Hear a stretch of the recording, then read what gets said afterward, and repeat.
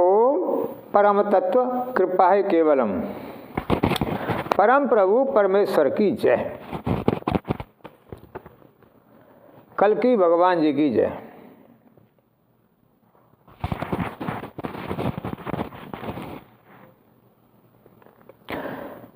देखिए, हम जो है नचिकेता का तीसरा एपिसोड या ये कहिए तीसरा भाग जो है शुरू कर रहे हैं। ठीक है जी।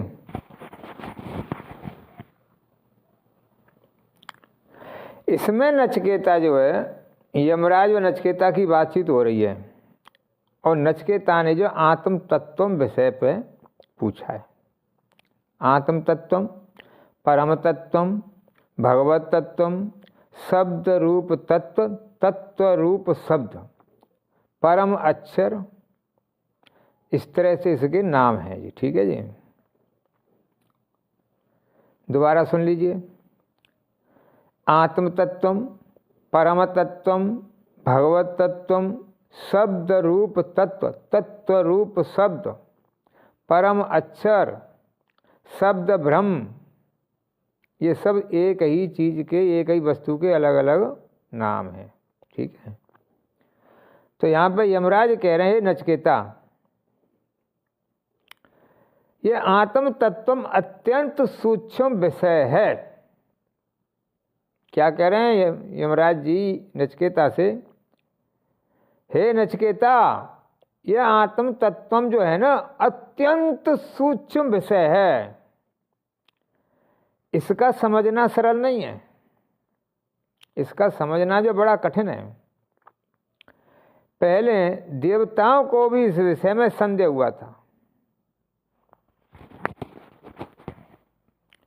पहले देवताओं को भी इस विषय में संदेह हुआ था, उनमें भी बहुत विचार विनिमय हुआ था, बहुत सारे उन्होंने विचार करे, विचार गोष्ठी भई, परंतु वे भी इसको जान नहीं पाए। एवं तुम दूसरा वर मांग लो। यमराज कह रहे हैं भाई ये आत्म तत्व जो वो है ना बहुत कठिन है, एक तरह से असंभव जैसा ही है, तुम दूसरा मांग लो। ठीक है। यहाँ पे ये और ये आत्म तत्व विषय वर को तुम मुझे लौटा दो, इसके लिए तुम जो है दूसरा वरदान मांग लो। ठीक है जी। संबंध। नचिकेता जो है आत्म तत्व की कठिनता की बात सुनकर तनिक भी घबराया नहीं, न उसका उत्साही मंद हुआ, वरन उसने और भी दृढ़ता के साथ कहा। मतलब आत्म तत्व विषय के बारे में सुन के नचिकेता जो घबराया नहीं है कि भाई कठिन चीज़ है तो रहने दो साहब, सरल ही ले लो। आजकल क्या हो रहा है, हम कठिनता के नाम से ही भाग रहे हैं।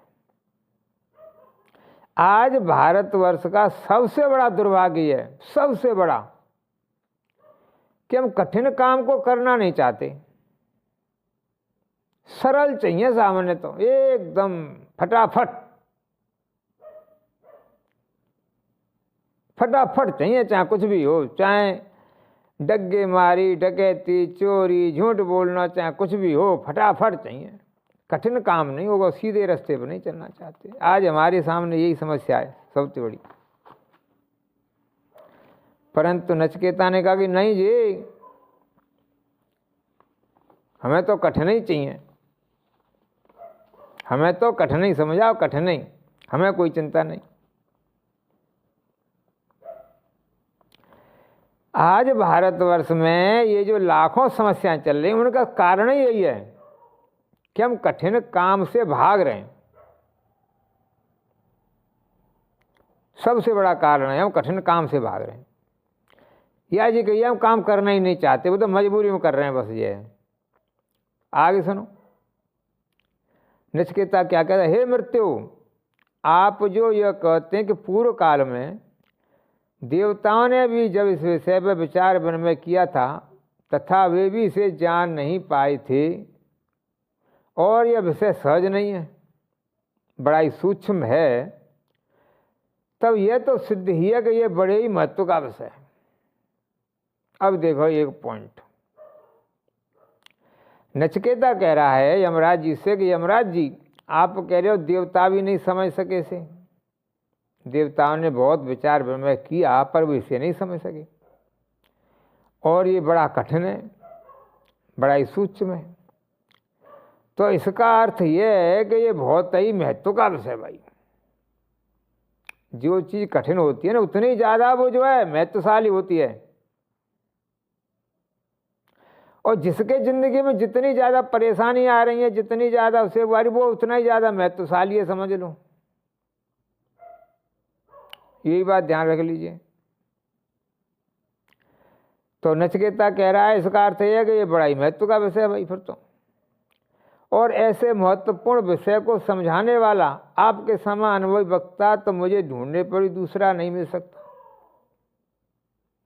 नचिकेता कह रहा है कि ये इतना महत्व, इतने महत्व का विषय है जिसका कोई जवाब नहीं, बहुत ही ज़्यादा महत्व का विषय भाई, एक तरह से असंभव जैसा समझो आप। तो ऐसे महत्वपूर्ण विषय को समझाने वाला, जैसे मान लो आज के ज़माने में पीएचडी करते हैं,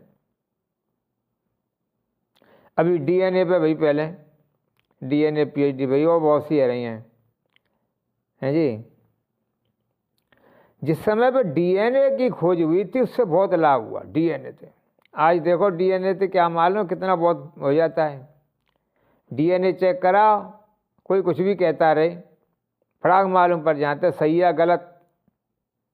पहले नहीं था ऐसा, ये है ना। और भी बहुत सी अच्छी अच्छी आ गई हैं, ऐसी ऐसी चेकअप हो गया है अब तो आप ये कह ही नहीं सकते गलत है 100%। तो इसी तरह से ये यमराज वो नचिकेता कह रहा महत्वपूर्ण विषय को समझाने वाला आपके समान अनुभवी वक्ता में ढूंढने पर ही दूसरा कोई नहीं मिल सकता। आप कहते हैं इसे छोड़कर दूसरा वर मांग लो, आप कहते हैं इसे छोड़ दूसरा वर मांग लो, परंतु मैं तो समझता हूँ इसकी तुलना का कोई दूसरा वर है ही नहीं। लीजिए साहब, छोटा सा बच्चा 5-6 साल का बच्चा क्या कह रहा है कि आप कह रहे हैं आत्म तत्वम, परम तत्वम, भगवत तत्वम, शब्द रूप तत्व, तत्व रूप शब्द, शब्द ब्रह्म, कि ये जो चीज़ है इसको समझाने की बजाय दूसरे वरदान की आप कह रहे हैं। तो नचिकेता कह रहा है इसके समान कोई दूसरा है ही नहीं,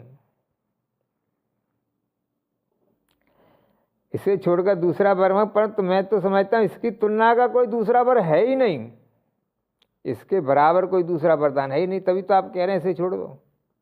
ये है दिमाग, ये है सनातन का प्रभाव। देखो कितना तेज दिमाग है बच्चे का। एवं कृपा पूर्वक मुझे इसी का उपदेश दीजिए। असली सनातनी की पहचान ये है कि जो कठिनता से न डरे। असली सनातनी वो ही है जो कठिनता से न डरे, समझें, ये समझ लीजिए आप। अच्छा अब आ जाओ दूसरी बात पे। आज हमारे देश की स्थिति क्या है भाई, किसी से कहो ना कि भाई थोड़ी ज़्यादा मेहनत कर लो, वो करना ही नहीं चाहता, बहाने लगा देते हैं। और किससे कह जाए ये एक्सपेरिमेंट करिए ज़रा थोड़ा सा, 1-2 साल लगेंगे, 5 साल लगेंगे, 5 साल के बाद में या 10 साल लग जाएंगे मान लो, देश के लिए बहुत लाभ मिलने वाला है, तब सोचेगा मुझे क्या लाभ मिला पहले। आज हमारे देश में खोजें इसलिए नहीं हो रही, हर आदमी ये कहता है पहले मुझे क्या मिलेगा, पहले मेरा लाभ चाहिए, मेरा लाभ, मुझे लाभ चाहिए पहले तो, ये है ना, इसलिए नहीं हो रहे। और यहाँ क्या हो रहा है, यहाँ वगैरह नहीं जी, कठिन से कठिन, कठिन से कठिन जो चीज़ है वो ही मुझे चाहिए, कठिन से कठिन चीज़ चाहिए मुझे, बताइए वो कह रहा है। असंभव है, असंभव ही चाहिए, ये ना संबंध। विषय की कठिनता से नचिकेता नहीं घबराया। तो इसमें बताया है कि जब यमराज ने कही भाई बहुत ज़्यादा कठिन है ये, इसको समझना आसान नहीं है, एक तरह से असंभव ही है, पर नचिकेता नहीं घबराया। इस कठिनता से देखो नचिकेता नहीं घबरा ऐसे, वो अपने निश्चय पर ज्यों का त्यों दृढ़ रहा। वाणी कि नहीं सा, हमें तो आत्म तत्व, परम तत्व, भगवत तत्व, शब्द रूप तत्व, तत्व रूप शब्द, परम अक्षर शब्द भ्रम को समझाओ, चाहे कुछ भी है जाए। ये इसे एक परीक्षा में उत्तीर्ण हो गया। यमराज ने कितनी बातें कही, फिर भी उसने नहीं नहीं नहीं हमें तो यही चाहिए, यही चाहिए, तो उत्तीर्ण हो गया इसमें। देखो अब यमराज दूसरी परीक्षा के रूप में उसके सामने विभिन्न प्रकार के प्रलोभन रखने की बात सोचकर उससे कहने लगी। अब आगे की बात है, पहली कठिनाई हो गई, अब आगे उसे और लोभ दिया जा रहा है और अलग अलग प्रकार का। देखिए अब कह रहे हैं यमराज जी, नचिकेता तुम बड़े भोले हो, तुम बड़े भोले हो, क्या करोगे इस वर को लेकर? तुम ग्रहण करो इन सुख की विशाल सामग्रियों को। क्या क्या क्या दे रहे हैं साहब? 100 वर्ष जीने वाले पुत्र पौत्र आदि मांगो भाई। तुम्हारी उम्र भी 100 साल होगी, तुम्हारे लड़कों की उम्र 100 साल होगी, तुम्हारे नाती पोतों की उम्र 100 साल दे रहे हैं हम तुम्हें, ठीक है? ले बड़ा परिवार मांग लो खूब एकदम, जैसे गए पुत्र पौत्र नाती पोते और सब के सब एकदम। और सुनो सा क्या, खाली परिवार ही थोड़ी, गाय गौ आदि बहुत सी उपयोगी पशु, गाय मांगो, हाथी स्वर्ण घोड़े, विशाल भूमंडल के विशाल साम्राज्य मांगो। मैं चक्रवर्ती सम्राट, पूरी धरती पर तुम्हारे राज रहेगा भाई। लो यमराज कह रहे हैं मैं तुझे ऐसा वरदान देवे तैयार हूँ, पूरी धरती पे भाई नचिकेता तेरा ही राज रहेगा, तेरा ही डंका बजेगा एकदम चारों तरफ, नचिकेता नचिकेता नचिकेता नचिकेता। जितनी चाहे तो गाय मांग ले, देसी गाय एकदम, 1,00,000 2,00,000 करोड़ 10 करोड़ 100 करोड़, हाथी घोड़ा और जो भी चाहिए तो एकदम बढ़िया से बढ़िया हाथी, बढ़िया से बढ़िया घोड़ा, बढ़िया से बढ़िया वो एकदम ऐसा दे दूंगा तेरे को जो आज तक किसी पर नहीं हुआ हो, है जी।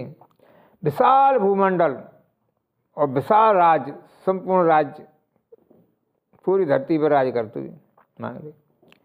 इन सब को भोगने के लिए जितने वर्षों जीने इच्छा उतने ही वर्षों जीते रहो। और सुन ले भाई, 100 वर्ष छोड़ो, 1000 लाख करोड़ वर्ष, चल तेरी उम्र हम करोड़ों वर्ष ही कर दे रहे हैं। यमराज कह रहे हो तेरे को करोड़ों वर्षों तक जीवे की छूट है, जितनी चाहिए बोल, तेरी इच्छा हो जितनी, बढ़िया सामग्री, बढ़िया हाथी घोड़ा और ये सब कुछ मिलेंगे तो करोड़ों वर्षों तक आराम से मस्त रहे, कोई कमी नहीं, पूरी धरती को राज, चक्रवर्ती सम्राट। बोलो कितना बढ़िया मौका मिल रहा। अच्छा और सुनो आज, अच्छा अगर ये चीज कई बार हमारे साधु संतन से मिल जाए तो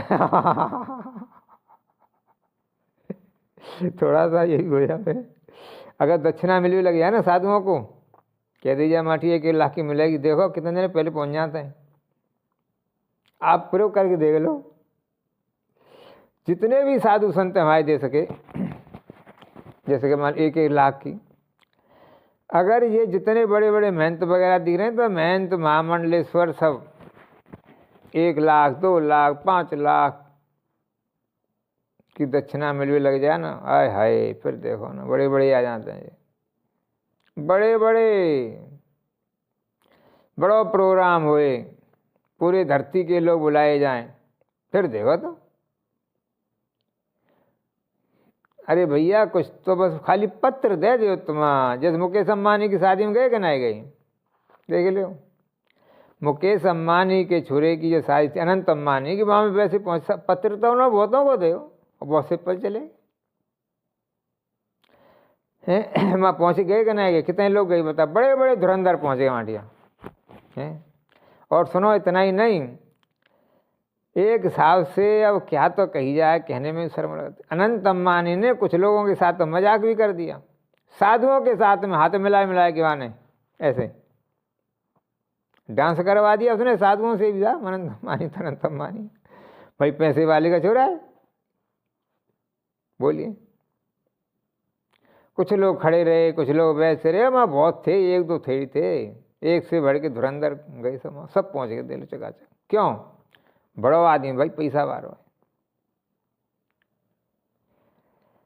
वहाँ पर ये लोग जितने हमारे देश के बड़े बड़े धुरंधर अनंत श्री श्री श्री श्री श्री श्री श्री श्री अनंत श्री ले गए थे, बड़ा आदमी भाई, कल को जरूरत पड़ेगी तो काम देगा, नाम तो याद रखेगा, लिस्ट में नाम तो जावेगा, फलाने महात्मा जी आए, फलाने संत जी आए, इसलिए गए थे ज़्यादातर ये। और नचिकेता क्या कह रहा है मान कि ना, ये सब नहीं चाहिए हमें, पूरी धरती का राज नहीं चाहिए साहब। एक चीज और देख लो भाई, यदि आप इतना ज़्यादा महत्व पैसे को दोगे कि आप संत होने के बावजूद भी एक उद्योगपति की शादी में जा रहे हैं, तो इसका अर्थ है कि आपका लक्ष्य क्या है? पैसा प्राप्त करना, मान प्रतिष्ठा प्राप्त करना, न कि भगवान प्राप्त करना। देखो ये 100% सही है। या तो हम ऐसे हों कि हमें जो कोई बुलाए हम हर एक की शादी में पहुंच जाए, ऐसा तो संभव है नहीं भाई, बताए। भारत में इतने 100 करोड़ के लगभग हिंदू हैं, अगर सभी लोग अपनी अपनी शादी में बुलाएं तो बताओ कोई आदमी कैसे चले जाओ? कहाँ टाइम है? 100 करोड़ छोड़ो यार, एक साल के अंदर 1000 आदमी भी अगर बुलाएं, 365 दिन होते हैं, अगर एक एक दिन में 2-2 शादियां भी आ जाएं तो उनमें भी जाना कठिन पड़ जाएगा, कैसे चले जाएंगे बताओ? अब उसमें तो यही है कि उद्योगपति की शादी में चले जाओ आराम से। क्या ये भेदभाव नहीं है? क्या ये गलत नहीं है? शास्त्र के अनुसार तो बिल्कुल गलत है भाई। क्या पैसे वाले की शादी में तो जा रहे हैं और जो बेचारे गरीब हैं उनकी शादी में जा नहीं सकते, परंतु हो तो यही राय दे लो। तो इसीलिए जब आपके लक्ष्य में ये होगा तो फिर अध्यात्म की उन्नति तो आपकी यहाँ नहीं होगी। देखो हाँ, पहले इसी में व्याख्या कर दूँ। अध्यात्म की उन्नति यहीं से नहीं होती है, यही परीक्षा है साधु की, संत की, कि यदि आप पैसे वाले सेठ उद्योगपति के लड़के या लड़की की शादी में जा रहे हो और गरीब आदमी की शादी में नहीं जा रहे हो, तो इसका अर्थ है कि आप अध्यात्म के लायक नहीं हो। ठीक है, कर्मकांड करते रहो, यज्ञ करते रहो, ये सब चल जाएगा, पर अध्यात्म के लायक तो नहीं है। अध्यात्म की शिक्षा तो आपको नहीं दी जा सकती। आपको बताऊं बात, अध्यात्म के लायक तो वही है जो है सबको समान समझे। हाँ, आप चमड़ लगाओ, छत्र लगाओ और बड़े बड़े बड़े बड़े फलाने फलाने फलाने फलाने और सिंहासन सोने को लगा लो, क्या फ़र्क पड़ता है? हीरे जवाहरात को लगा लो। आपके शिष्य हो सकते हैं 1 करोड़, 2 करोड़, 10 करोड़, 20 करोड़, 50 करोड़, 100 करोड़। मान लीजिए कोई साधु संत है, 100 करोड़ उसके शिष्य हैं, पैसा भी उस पर इतना आ रहा है, रोज ट्रक भर के, मान लो दान इतना आ रहा है, 1 ट्रक भर के आ गो, ठीक है, 1 रेलगाड़ी भर के, मान लो 1 रेलगाड़ी भर के नोट आ रहे हैं तुम्हारे रोज, और खूब दान करो, खूब यज्ञ करो, खूब करो, पर जा कहाँ रहे हो तुम? सेठ लोगों के नहीं, सेठ ही लोग ही दे रहे हैं तुम्हारे, गरीबों से तुम बात नहीं कर सकते, तो अध्यात्म के लायक नहीं है आप। समझ लीजिए, आप कितने बड़ा दान कर लो, कितना भी कर लो, कितने बड़ी बड़ी यज्ञ कर लो आप, कितने भी बड़ी बड़ी यज्ञ, फिर भी आप अध्यात्म के लायक नहीं बनेंगे। अध्यात्म का मीटर अलग है, समझ लो, अध्यात्म का पैमाना अलग है। और ये जो कर्म कांड कर रहे हैं ना, यज्ञ आप खूब कर सकते हैं, दिन रात यज्ञ करो, फिर भी आप अध्यात्म के लायक नहीं आप बन पाओगे, क्योंकि उसका मीटर अलग है। ये है ना, तो इसलिए अध्यात्म की बात अलग है। तो और सुनो आगे क्या इसमें कह रहे हैं। नचिकेता, यदि तुम प्रचुर धन संपत्ति, प्रचुर अंधाधुंध ऐसा समझ लो, जम दीर्घ जीवन के लिए उपयोगी सुख सामग्री अथवा और भी जितने भोग मनुष्य भोग सकता है, उन सबको मिलाकर उस आत्म तत्व विषयक वर के समान समझते हो तो इन सब को मांग लो। भाई तेरी इच्छा और भी इससे भी ज़्यादा हो तो वो भी ले ले, ये है मतलब तेरे को और इच्छा होगी, सोने से काम नहीं थे, हीरे जवाहरात फलाने फल ये होता है ना, और भी हों, इससे भी हीरे कोहिनूर हीरा और ये सब चीज़ें साहब के हमें तो इतने ज़्यादा चाहिए। मान लो कि मैंने कही हमेशा 1 साल के अंदर हर साल 10 ट्रक हीरा चाहिए, हम हीरों को महल बनाएंगे और हीरे का ये करेंगे, तो वो भी मांग ले भाई, वो कोई बात नहीं। ये मतलब इसका कहने का तेरे सामने हीरों के हीरे न के पहाड़ ही पहाड़, ऐसा समझ लो तुम, हीरा के पहाड़ दे देंगे तुझे, और जो भी चाहिए, और गैया भी ऐसी चाहिए कि जो कभी बूढ़ी न हो तो ऐसी ले। ये आत्म तत्व विषय समझते तो वो भी समझते हो, तो इन्हें हमको मांग लो। तुम इस विशाल भूमि के सम्राट बन जाओ, पूरी धरती के सम्राट बन जाओ भाई, मैं तुम्हें समस्त भोगों को इच्छानुसार भोगने वाला बना देता हूँ। ऐसा बना देते हैं कि तुम कभी बूढ़े होंगे ही नहीं। ये है मतलब, जब तक तेरी इच्छा हो जवानी रहेगी शरीरम एकदम टनाटन, खाओ पियो मौज करो, धरती पे घूमो, कमी नहीं कोई चीज़ की, पूरी धरती पे घूमने को रहेंगे साथ हम, कमी नहीं आ भाई, मतलब ये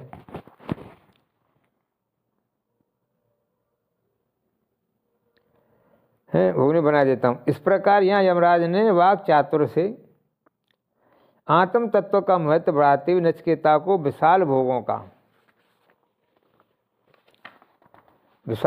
का प्रलोभन दिया। यमराज ने कही भाई तेरे को जितनी इच्छा हो, जितना बढ़िया शरीर और एकदम कभी बूढ़ा नहीं होगा, और जो तेरी इच्छा उसे मांग ले, जितनी तेरी और भी रह गई तो कोई कमी। पर नचिकेता ने मना कर दिया संबंध। इतने पर भी नचिकेता अपने निश्चय अटल रहा। तब स्वर्ग के दैवी भोगों का प्रलोभन देते हुए यमराज ने कहा अब सुनो बात, अब इससे ऊपर की बात तो चली जा रही हो, इससे भी ऊपर। अब अभी तो ये धरती की थी ना, अब सुनो।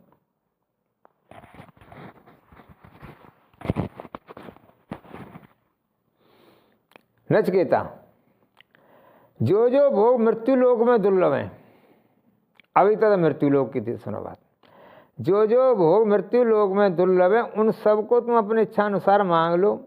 ये रथों, हाँ, जो मृत्यु लोक में नहीं मिलते थे उससे ऊपर की चल रही है, और स्वर्ग की बात आएगी। देखो, जो जो भोग मृत्यु लोक वालों के लिए दुर्लभ है ही नहीं, मतलब उनको सब अब तुम उन्हें मांगो, ठीक है, उन सबको तुम अपनी इच्छा अनुसार मांग लो।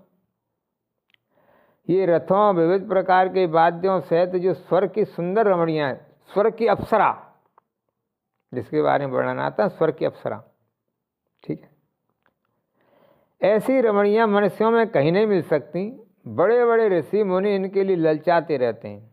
बड़े बड़े ऋषि मुनि जिन्हीं के लिए तपस्या करते हैं कि अगले जन्म में हमें मतलब राजा रानी बन जाएं। देखिए, ये एक बात बड़ी गोपनीय रहती है। ऋषि मुनि तपस्या तो करते हैं, भजन करते हैं, पर वास्तव में उनके अंदर इच्छा क्या है? राजा बनने की या कुछ बनने की, है ना। अगले जन्म में भाई ये कि अगले जन्म में राजपाट मिले यार, उसी के लिए कर रहे हैं, भजन ध्यान कर रहे हैं। ये तो उसी के लिए बताया है कि ललचाते रहते हैं। मैं इन सबको तुम्हें सहज ही दे रहा हूँ, मैं तुम्हें आराम से न दे रहा हूँ, स्वर्ग की अप्सरा दे रहा हूँ, एक तो एक सुंदर। बोलो कितनी चाहिए? तुम इन्हें ले जाओ और इनसे अपनी सेवा कराओ, स्वर्ग की अप्सरा मिलेंगी, इनसे तुम अपनी सेवा कराओ। और भी वहाँ पे जो भी होते हैं सेवा कराने वाले, सेवा करने वाले, उन्हें ले जा। परंतु नचिकेता, आत्म तत्व विषय प्रश्न मत पूछो भाई। यहाँ पे यमराज ने कही है कि ये स्वर्ग की अप्सराएँ और भी हैं, इन्हें तुम सेवा करा यार, मौज मस्ती ले, सीधी सी बात है। और जितनी लंबी उम्र चाहो उतनी लंबी उम्र ले लो, करोड़ों साल तक जियो, ये है ना, करोड़ों साल तक जियो, खाओ पियो मौज करो, खाओ पियो मौज करो। और सुनो संबंध क्या है। यमराज शिष्य पर स्वाभाविक दया करने वाले महान अनुभवी आचार्य हैं। इन्होंने अधिकारी परीक्षा के साथ ही उसकी परीक्षा ली है, परीक्षा के साथ ही इस प्रकार भय और एक के बाद एक उत्तम भोगों का प्रलोभन दिखाकर जैसे खूंटे को हिला हिलाकर दृढ़ किया जाता है, वैसे ही नचिकेता के वैराग संपन्न निश्चय को और भी दृढ़ किया। तो यहाँ पे यमराज ने क्या किया कि उसके सामने भोग दें कि भाई सीधी सी बात है, ये भोगों को भोग ले, ये भोग ले, तो उसने मना कर दिया। तो उसको वो परखा है, खूंटा जब गाड़ते ना, खूंटा तो उसे हिला हिला दिखाता नीचे कि मजबूत है कि नहीं है। इसी तरह से यहाँ पे यमराज ने जो है नचिकेता को स्वर्ग के भोगों का लालच दिया, स्वर्ग के, कि देखो है ना मैं ये जिनते ही मान जाता ठीक है भाई ये है ना, इसे अवतरण किया। ये पहले कठिनता का भय दिखाया, फिर इस लोक के एक से बढ़कर भोगों के चित्र उसके सामने रखे। पहले तो बताया उसे कठिन है ये, क्या ये जो है ना कठिन है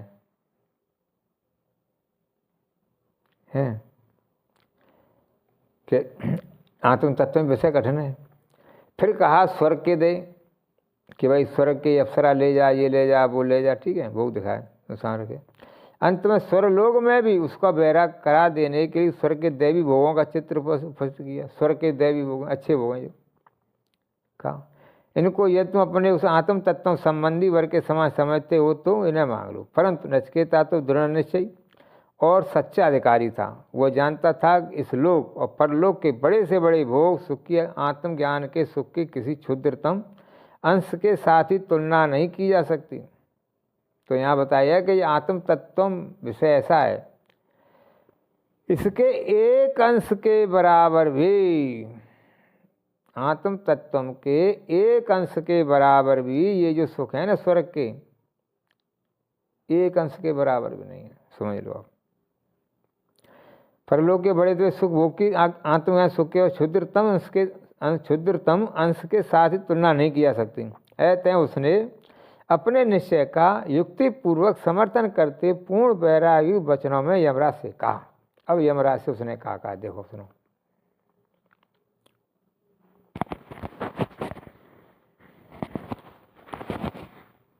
है जी व्याख्या। हे सबका नचिकेता कह रहा है, हे सबका अंत करने वाले यमराज, आपने जिन भोग वस्तुओं की महिमा के पुल बांधे, आपने जिन भोग वस्तुओं के जो महिमा पुल बांधे ना इनके, वे सभी क्षणभंगुर हैं, कल तक रहेंगी या नहीं इसमें भी संदेह है।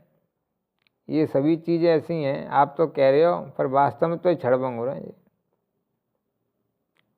भाई जितने दिन तक तुमने कह दी इतने दिन तक चलेंगी, ठीक है, उसके बाद में क्या होगा? 100 साल, 2 साल, 1000 साल के बाद तो ख़त्म होंगी ना।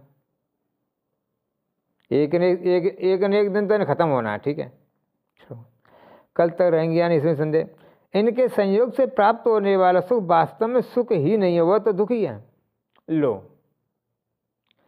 वो कह रहे हैं ये जो आप कह रहे हो ना धरती के सम्राट बन जाओ, बड़े बड़े हाथी घोड़े रथ और स्वर्ग की अप्सरा और ये स्वर्ग के बैंड बाजे, गांव के नहीं स्वर्ग के, बोले ये तो भाई सुख नहीं है, ये तो दुख ही है, ये सब दुख देता है।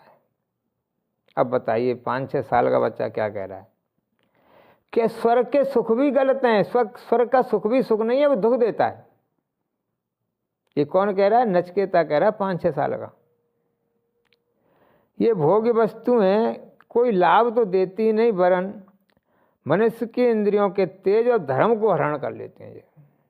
अब सुनो होता क्या है, ये जो है ना भोग की जो वस्तुएं जितने भी हैं, इन्हें खाते खाते क्या होता है, शरीर की इंद्रियां तो कमजोर ही जाते हैं। देखो ये ना बाद में बुढ़ापा आता ही आता है। अच्छा धर्म को भी हरण कर लेते हैं। धर्म को कैसे हरण करते हैं कि जो हमने पिछले जन्म पुण्य किया था वो खत्म हो जाता है इसे खाते पीते मौज करने में हिसाब। और लास्ट में होता क्या है कि जो हमने धर्म किया था पिछले जन्म में उसे खाते पीते में हिसाब बराबर हो लेता है। और जब हिसाब बराबर हो लेता है तुम्हारा, वो लेता है हिसाब कितना ऊपर पहुंचने का, फिर तो धर्म तो खत्म हो गया, वहाँ पे धर्म का हरण कर लेते हैं। आपने जो दीर्घ जीवन देना चाहा वह भी अनंत काल की तुलना में अत्यंत, देखिए अनंत काल की तुलना में अत्यंत अल्प ही है। भाई अनंत काल की तुलना में क्या है, 1000 साल, 2000 साल, 10,000 साल तक एक न एक दिन तो ख़त्म होगा ना, कभी तो ख़त्म होगा ही होगा।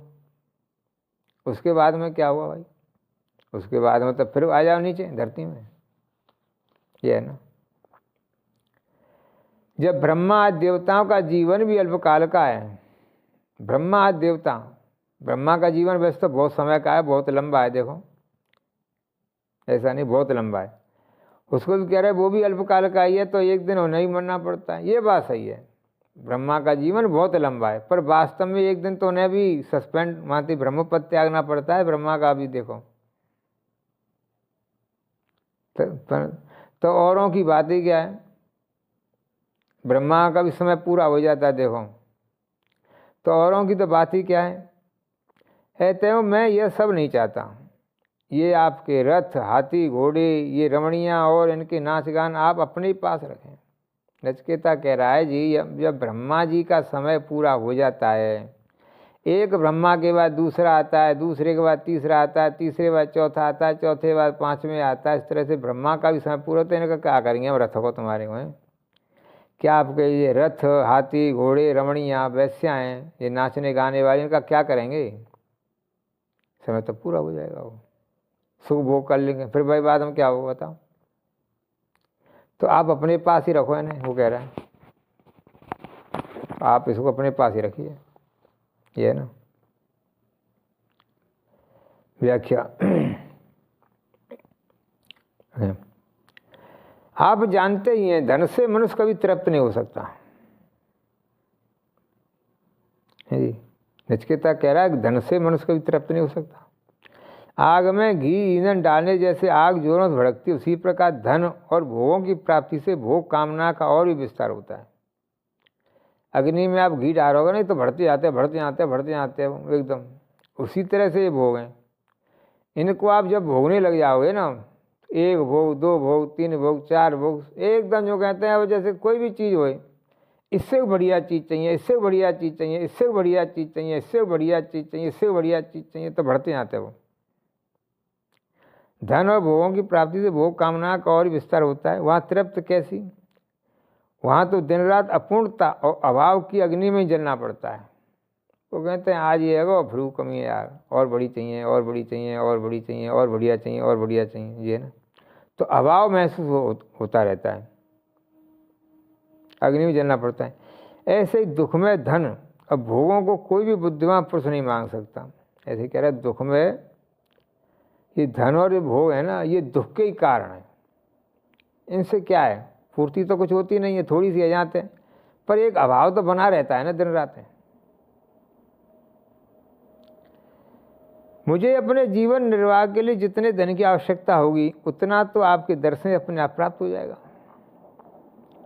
नचिकेता कह रहा है मैंने आपका भी दर्शन कर लिया है भाई, दाल रोटी का खर्चा तो इसी से चल जाएगा, आपके दर्शन प्राप्त हो गए ना, हमें और क्या चाहिए। सादा कहते हैं ना दाल रोटी, उतना आपके दर्शन से अपने आप प्राप्त हो जाएगा। रही दीर्घ जीवन की बात, तो जब तक मृत्यु के पद पर आपका शासन है तब तक मुझे मरने का ही भय क्यों होने लगा। वो कह रहे हो दीर्घ जीवन ही तो ऐसी बात है, जब तक आप इस पद पे हैं ना, इस सीट पे बैठे हैं, तो आप मेरे प्राण भी लेने जल्दी नहीं आने वाले हैं। अब आप हमारी दोस्ती तो हो ही गई है, ये सीधी बात। तो जब तक फिर मरने की मुझे इच्छा नहीं, जब तक आप इस पद पर हैं, ठीक है। आपके बाद दूसरा आएगा कोई यमराज, वही मेरे प्राण लेने आएगा, फिर बताओ क्यों भाई दूसरा आएगा। तो कहते हैं किसी भी दृष्टि दूसरा पर मांगना उचित नहीं मालूम होगा, इसलिए मेरी प्रार्थना तो यह है कि आत्म तत्व विषय भर ही है, मैं उसे लौटा नहीं सकता, मुझे आत्म तत्व विषय जो है ना मेरा वो ही दीजिए। नचिकेता देव कितना तेज है ये है ना। आगे संबंध इस प्रकार भोगों की तुच्छता का वर्णन करके अब नचिकेता अपने वर का महत्व बतला, तब उसी को प्रदान करने दृढ़तापूर्वक निवेदन करता है। अब देखो नचिकेता क्या कह रहा है। हे यमराज, आप ही बताइए भला, आप शरीर के अजर अमर महात्मा देवताओं का दुर्लभ एवं अमोघ संग प्राप्त करके, आप जैसे जो मान लो अजर अमर देवता अमोघ संग प्राप्त कर मृत्यु लोक का जरा मरणशील ऐसा कौन बुद्धिमान मनुष्य होगा जो स्त्रियों के सौंदर्य क्रीड़ा आमोद प्रमोद में आसक्त होकर उनकी ओर दृष्टिपात करेगा। नचिकेता जी बड़ी कड़वी बात कह दी भाई, कि कौन मनुष्य होगा, ऐसा कौन बुद्धिमान मनुष्य होगा जो स्त्रियों के सौंदर्य, सुंदर स्त्री, क्रीड़ा उनके साथ खेलना, आमोद प्रमोद में आसक्त होकर उनकी ओर दृष्टिपात करेगा, का उनके साथ में रहेगा। अब इसमें एक बात और आएगी, देखो जाएंगे साथ में, एक तो ये होगा। और इसका अर्थ यह है कि जो भी लोग स्त्रियों के साथ में हैं, जो सुंदर सुंदर स्त्रियों की तरफ, सुंदर से स्त्री की तरफ मतलब ध्यान दे रहे हैं या सुंदर स्त्रियों चाहते हैं, तो बुद्धिमान तो है नहीं। मैं भाई तो शास्त्र अनुसार कह रहा हूँ, अपनी तरफ से नहीं कह रहा हूँ, कठोपनिषद अनुसार, नचिकेता के अनुसार, कि जो भी व्यक्ति स्त्रियों के सौंदर्य में फंस रहा है, स्त्रियों के सौंदर्य में जो व्यक्ति फंस रहा है, तो बुद्धिमान तो है नहीं है, नचिकेता के अनुसार ये है ना। स्त्रियों के सौंदर्य में जो फंस रहे हैं, बुद्धिमान तो है नहीं है। और जो उनकी तरफ देख के लट्टू है रहे हैं, और जो स्त्रियों के मारे इतने बेचारे परेशान हैं, जिसका कोई जवाब नहीं तो उनको क्या कहो बताओ फिर। तो मूर्ख कहलाए कि नहीं कहलाए, इसी के अनुसार देखो बात है नहीं, नचिकेता के अनुसार ही।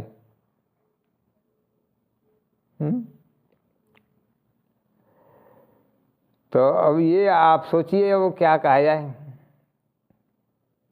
और ये उपनिषद के अनुसार है, कठोपनिषद के अनुसार, जो अपने को बहुत बड़ा 30 मार्क का समझ तक आए। जो जो व्यक्ति सुंदर स्त्रियों में फंस रहे हैं, अपने दिले टटोर देख लो भैया, जो जो व्यक्ति सुंदर स्त्रियों में फंस रहे हैं, क्या वो बुद्धिमान है? शास्त्र के अनुसार देख लो आप। एक तो ये बात है कि दूसरे नंबर ये जो हमारे देश के बड़े बड़े श्री श्री श्री श्री श्री श्री कथावाचक और महात्मा और ये साधु, अब बात देख लो ना इसमें, वो जो हर्षा के काजों क्या व्यवस्था है गई, हर्षा रेठारिया क्या नाम था, ऐसा ही था कुछ, हर्षा क्या था, सुंदरी तो थी, अब आप उसे क्या कहोगे बताओ। एक तो ये है। दूसरे नंबर सुंदर से लेख तुम पहुँच जाओ साधु संतों के यहाँ दे लो, जिनको आप त्यागी बैरागी कहते हो ना, त्यागी बैरागी और ये फलाने फलाने फलाने, इनके यहाँ आप जो है, अब क्या कहूँ, कहने में भी शर्म आती है, मैं तो व्यस्त हूँ। सुंदर सुंदर स्त्री लेके पहुँच जाए, सुंदर सुंदर लड़कियाँ पहुँच जाए, आपको सारी व्यवस्थाएं अपने आप, नहीं जाए तो कहना होता। अगर कोई व्यक्ति 1 करोड़ 2 करोड़ 4 करोड़ 5 करोड़ की गाड़ी होए, 4-5 सुंदर सुंदर लड़कियां हों, और देखो फिर मंदिर हो, मठ हो, कहीं भी हो, आपकी सारी व्यवस्था तड़ाक VIP एकदम है, जैसे देखते हैं साहब। और जो उस मंदिर का महंत महामंडलेश्वर कोई भी होगा, वो आपकी आगवानी करेगा फिर, बशर्ते करोड़ों की गाड़ी हो। फिर तुम्हारे ऊपर चाहे कैसे भी कपड़े पहन के चले, कोई चिंता नहीं, करोड़ों की गाड़ी हो और आप करोड़पति हो, और फिर देखो तुम, फिर कपड़े हैं या नहीं, कोई चिंता नहीं। लड़कियों के शरीर पे कपड़े हैं तो ठीक है, नहीं है तब भी ठीक है। किसी भी महंत महामंडलेश्वरों की हिम्मत ये नहीं है कि साहब आप इस मंदिर में दर्शन नहीं कर सकते, आपके कपड़े सही नहीं है, ये नहीं है, वो नहीं है, क्योंकि आप करोड़ों के मालिक हैं। ये जो बड़े बड़े अरबपति है ना, इनसे कोई कुछ कह ही नहीं सकता, ही समझ लो, वो जैसे चाहे जैसे चाहे, वास्तविकता है। पर नचिकेता कह रहा हो नहीं ये तो मूर्ख आदमी है। नचिकेता ना मूर्ख कह रहा है, ये जो फंस रहे हैं ना, सुंदर सुंदर लड़कियों देखते क्या, मैंने कहा हमें लार आ जाते हैं, बोले आइए आइए आइए आइए आइए आइए आइए, आपके लिए तुम तैयार हैं। या मैं कहूँ एक प्रकार से सुंदर सुंदर लड़कियां जो जाती हैं ना, इनके देखते खेम, इनके यहाँ जो भी हो जाता है वो तो ठीक है, कोई नियम कोई कुछ नहीं, नियम तो सब गरीब लोगों के लिए ये। हमारे मठ मंदिरों में ज़्यादातर नियम धर्म सब गरीब लोगों के लिए, अमीरों के लिए कोई नियम नहीं है। अमीर जब आए जब जाए, जब आए जब जो कुछ कहे सब ठीक। ऐसे लोगों को नचिकेता कहता है बुद्धिमान नहीं है साहब, ये तो सादा कहूँ मूर्ख हैं ये लोग। शास्त्र भी यही कहते हैं हमारे। अब आप लोग निर्णय करिए इनके बारे में क्या कहेंगे आप लोग, इन साधुओं को, मठाधीशों को। और सुनो आगे। और इस लोक में दीर्घ काल तक जीवित रहने में आनंद मानेगा। और माने कि नचिकेता कह रहा है कि दीर्घ काल तक जीवित भी रहना हो तो उसमें कौन सा फायदा बताओ भाई। दीर्घ काल तक इन औरतों के चक्कर में, स्त्रियों के सौंदर्य में पड़े रहे आदमी, मान लो 1,00,000 2,00,000 करोड़, तो उसमें मिलना जाना क्या है। 1,00,000 मान लो 1,00,000 साल तक जीवित रहे या 1 करोड़ साल तक भी जीवित रहे, बाद में तो टाइम पूरा होना ही होना है। और टाइम पूरा होने के बाद क्या होगा मालूम है, धड़ाक नीचे आ जाएंगे। फिर वही 84 चालू हो जाएगी। और जिस दिन 84 चालू हो जाए वही दिन आते फिर हिसाब किताब देखो, ये ना। तो वो कह रहा हुआ नचिकेता बोले अब क्या होगा फिर, मान लो तुमने 1 करोड़ वर्ष का भी जीवन दे दिया, उसके बाद सब छोड़ के चले जाएंगे, उसके बाद फिर दूसरा जीवन चालू होगा, ये है ना। तो कह रहा ये तो भाई बुद्धिमानी तो नहीं है। और सुनो आगे क्या कह रहा है। नचिकेता कहता है यमराज, जिस आत्म तत्व संबंधी महान ज्ञान के विषय में लोग ये शंका करते हैं कि मरने के बाद आत्मा का अस्तित्व रहता है या नहीं, आत्मा अस्तित्व रहता है नहीं, उसके संबंध में निर्णयात्मक जो आपका अनुभूत ज्ञान हो, मुझे कृपा पूरा उसी का उपदेश कीजिए। आत्मा से संबंधित जो ज्ञान है आपको बताऊँ, उसका मुझे ज्ञान दे दो, आपका अनुभूत ज्ञान, उसी कृपा मुझे उपदेश दीजिए। यह आत्म तत्व संबंधी वर अत्यंत गुण है, यह सत्य है, पर आपका शिष्य नचिकेता इसके अतिरिक्त कोई दूसरा वर नहीं चाहता। नचिकेता कह रहा है हमें तो यही गुण तत्व ही चाहिए, गुण तत्व का ही ज्ञान दीजिए, इस कठिन तत्व का ही जो है ज्ञान दीजिए। नचिकेता ये कह रहा है। देखो और सुनो आगे संबंध। इस प्रकार परीक्षा करके जब यमराज ने समझ लिया कि नचिकेता दृढ़ निश्चयी, परम वैराग्यवान एवं निर्भीक है, अतः ब्रह्म विद्या का उत्तम अधिकारी है। जब खूब भाई परीक्षा ले ली तो कही ये ब्रह्म विद्या का अधिकारी है भाई इतनी। अब सोचिए आप, जो आदमी सोचिए 1 करोड़ 2 करोड़ 10 करोड़ 100 करोड़ वर्ष की भी उम्र को खारिज कर रहा है, स्वर्ग की अप्सरा वगैरह जो सब को मान के नहीं नहीं ये बिल्कुल कुछ नहीं चाहिए हमें, स्वर्ग की ये रंबा फंबा है ना जितने भी उर्वशी वगैरह सब बेकार हैं। इस हिसाब से ये समझ लो स्वर्ग की जो भी यही ज़्यादा बताते हैं, वहाँ पर रंबा और उर्वशी वगैरह ज़्यादा सुंदर है ना, मैंने कि नहीं नहीं ये सब बेकार। नचिकेता हैं सब बेकार, 2 कौड़े क्यों ना, ये तो आत्म तत्वों के सामने तो भाई तब है उसमें ये। अतः ब्रह्म विद्या का उत्तम अधिकारी है। तब ब्रह्म विद्या का उपदेश आरंभ करने से पहले उसका महत्व प्रकट करते हुए यमराज बोले। अब यमराज कह रहे हैं देखो,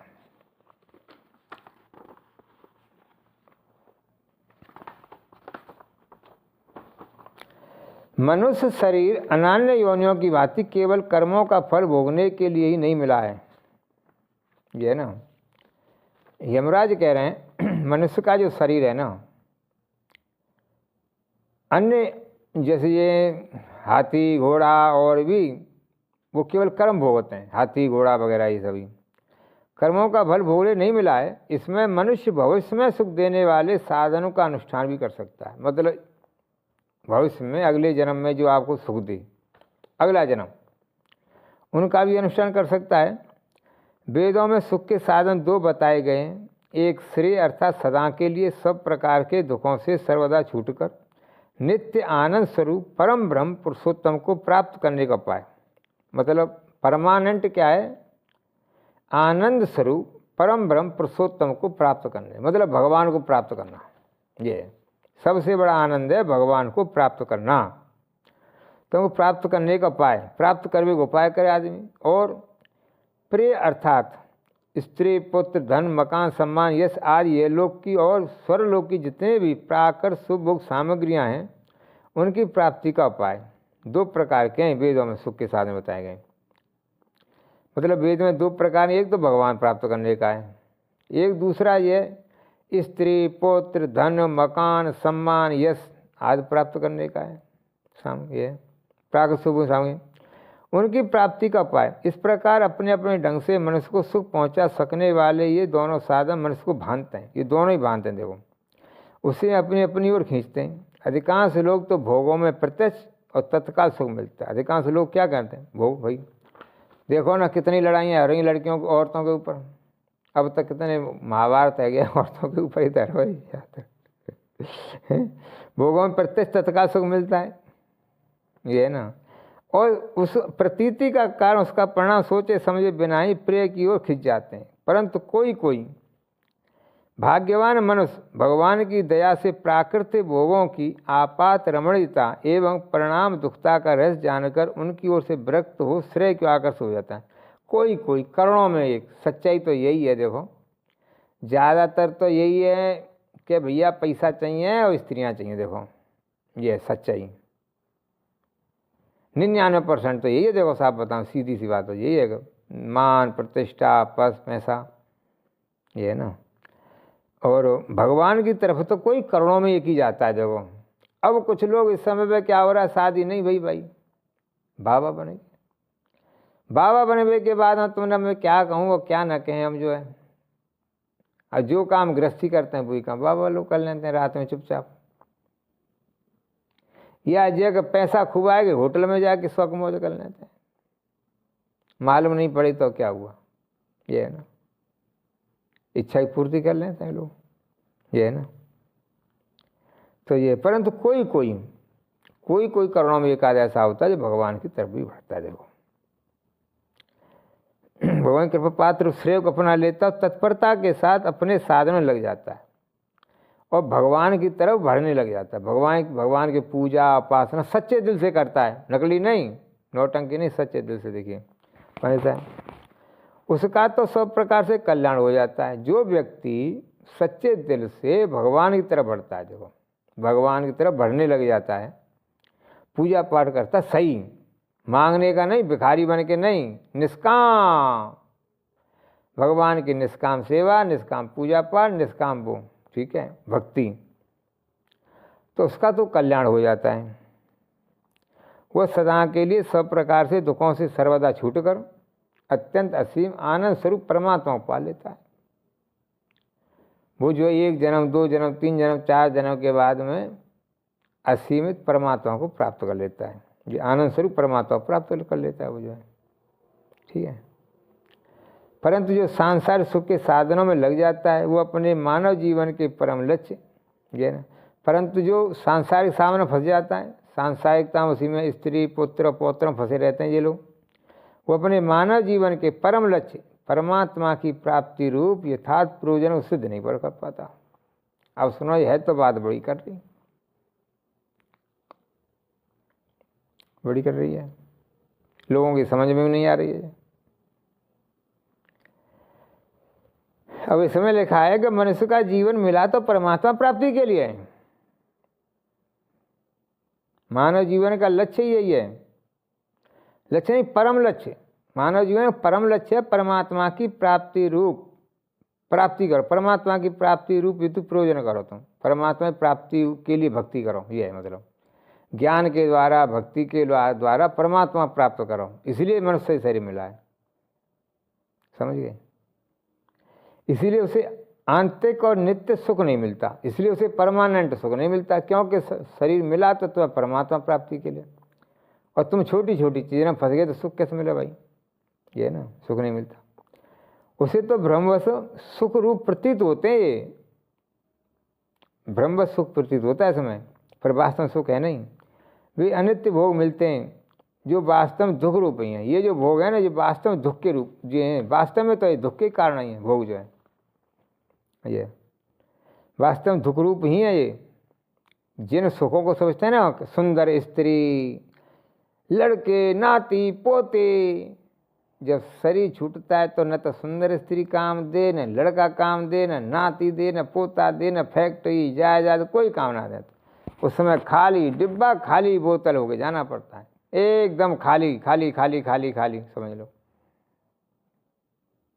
समय पर खाली है यहाँ आदमी, एकदम कोई काम ना देता, यहीं रह जाते हैं ये हैं। अनित भोग मिलते जो वास्तव में दुख रूप, इसलिए उन्हें कहा ये दुख रूप है भाई। पूरी जिंदगी लगा दी, सोचिए आप पूरी जिंदगी में क्या किया, मकान बनवायो, शादी करी, लड़के पैदा करे, बहुत कुछ किया था, और लास्ट में क्या हुआ? खाली डिब्बा खाली बोतल, पूरी ज़िंदगी व्यतीत कर दी साहब। खूब बढ़िया कपड़ा हैं, खूब बढ़िया बिल्डिंग हैं, 100, 200, 1000, 10,000, 20,000, तुमने खूब चारों तरफ सुख के साधन कर लिए, बढ़िया से बढ़िया साहब। एरोप्लेन में चल रहे हैं, वहाँ में चल रहे हैं हो, पर लास्ट में जब शरीर छोड़ोगे तब क्या होगा? सब यहीं रह जाता है। ये बढ़िया बढ़िया गाड़ी, 1 करोड़, 2 करोड़, 4 करोड़, 5 करोड़, 100 करोड़, 500 करोड़ बंगला वगैरह सब यहीं रह जाएगा, सब का सब। 500 करोड़, 1000 करोड़ का बंगला यहीं रह जाता तुम्हारा। खाली डिब्बा खाली बोतल जाओगे उस समय पर। ये तो दुख का स्वरूप इसलिए पूरी ज़िंदगी जिस चीज़ के लिए लगा दी वो कुछ भी काम नहीं आ रही, बताओ। ये ना, अतः वास्तविक सुख से भ्रष्ट हो जाता है। ले ऐसा वो तेरे की मेरे बाप रे बाप। तो जो ऐसे आदमी जो है वास्तविक सुख से भ्रष्ट होगा, मतलब भ्रष्टाचारी है एक तरह से, बताइए। तो वास्तविक सुख से भ्रष्ट हो जाता है, मतलब वास्तविक सुख है जो उसको ये जो है भूल गए। ये समझो, वास्तविक सुख को ये लोग भूल गए, या ये कहो वास्तविक सुख भ्रष्ट हो गए, मतलब मूर्ख बन गए ये लोग मूर्ख हैं। नचिकेता के अनुसार तो ये लोग जो है महामूर्ख हैं, क्योंकि वास्तविक सुख को तो भूल ही चुके ये लोग। बताओ, ये भ्रष्ट है साहब, कितनी बड़ी बात कह दी कि वास्तविक सुख को तो ये लोग भूल ही गए, और वास्तविक सुख भूल गए तो ये भ्रष्ट है गए। अब भ्रष्ट है गए तो भ्रष्टाचारी है गए। अब बताओ, अब भ्रष्टाचारी कौन है भाई, बताओ। अब ये बात मैं नहीं कह रहा हूं, कठोपनिषद में नचिकेता कह रहा है। अब ये कितनी बड़ी बड़ी बात, कितनी दुख की बात कह रही है कि ये जितने भी है ना, जो लोग खाली पैसे के पीछे लगे हैं, भक्ति छोड़ चुके हैं, मतलब जो खाली दिन रात पैसा पैसा, हाय पैसा, हाय पैसा, हाय पैसा, हाय पैसा, हाय पैसा, 1 करोड़, 2 करोड़, 4 करोड़, 5 करोड़, 10 करोड़, 100 करोड़, 1000 करोड़, लाख करोड़, करोड़ करोड़ करोड़ करोड़ करोड़ करोड़ करोड़ करोड़ करोड़ करोड़ करोड़ों में चक्कर में घूम रहे हैं। ये लोग क्या हैं, कोई बताए? करोड़ करोड़ करोड़ करोड़ करोड़ करोड़ करोड़ करोड़ करोड़ करोड़ करोड़ करोड़ करोड़ हैं। 5 करोड़ की गाड़ी, 6 करोड़ की गाड़ी, 10 करोड़ की गाड़ी, गाड़ी गाड़ी गाड़ी गाड़ी गाड़ी गाड़ी, 10 करोड़ 10 करोड़ 10 करोड़ 10 करोड़ की गाड़ी हैं। बोलिए क्या है ये लोग? जो आदमी करोड़ों की गाड़ी के चक्कर में हैं, सुंदर स्त्री के चक्कर में घूम रहे हैं, स्त्री कैसे सुंदर सुंदर सुंदर सुंदर सुंदर, करोड़ करोड़ करोड़ करोड़ करोड़ करोड़ करोड़ करोड़ करोड़ करोड़ करोड़ करोड़ करोड़, उनके लिए नचिकेता क्या कह रहा है? ये वास्तविक सुख से तो भ्रष्ट ही है गई। अब बताइए। अच्छा, एक चीज और देखो, ये लोग वास्तविक सुख से भ्रष्ट है गए, ठीक है, और उनके पीछे हमारे देश के साधु संत भाग रहे हैं। अब बताइए आप क्या कहोगे? ये आदमी है करोड़पति अरबपति, ये बात सही है, अरबपति है मान लो, ये अरबों रुपए कमा रहे हैं, तो उनके पीछे कौन है? हमारे देश के साधु। अरबपति आएगा सा, उसकी आरती उतारी जा रही है, आरती नहीं उतारे पर आरती सही समझता हूँ। सब VIP व्यवस्था, भजन ध्यान ज्ञान सब अलग। जैसे सेठ आए जाएंगे तो सब उनकी आवभगत में लग जाते हैं। फिर तो बताइए, सारे काम उनके अनुसार होते हैं फिर आश्रम में, सेठ लोगों के अनुसार। बताइए क्या कहा जाए इसके लिए? सोचने की बात है ना।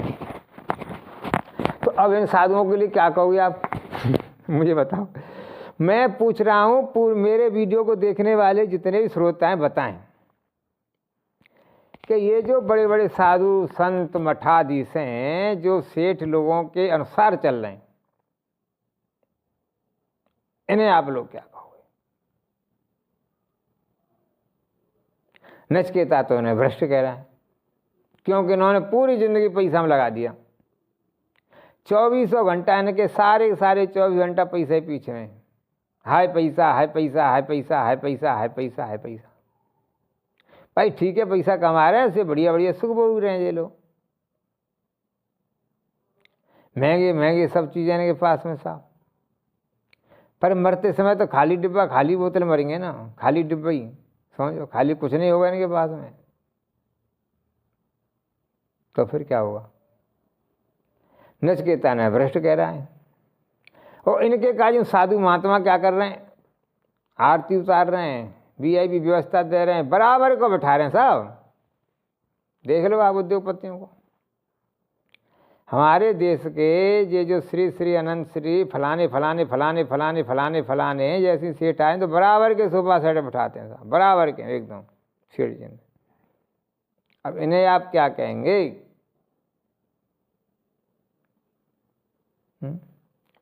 नचिकेता सेठों को तो कह रहा है भ्रष्ट हैं ये लोग भ्रष्ट हैं, क्योंकि इन्होंने अपने उससे ये लोग भूल चुके हैं, आत्म तत्व विषय को, या अपने मूल लक्ष्य से भ्रष्ट हो चुके हैं। ये मूल लक्ष्य से ये जो हो चुके हैं, इसलिए वास्तविक सुख से भ्रष्ट हो जाते हैं।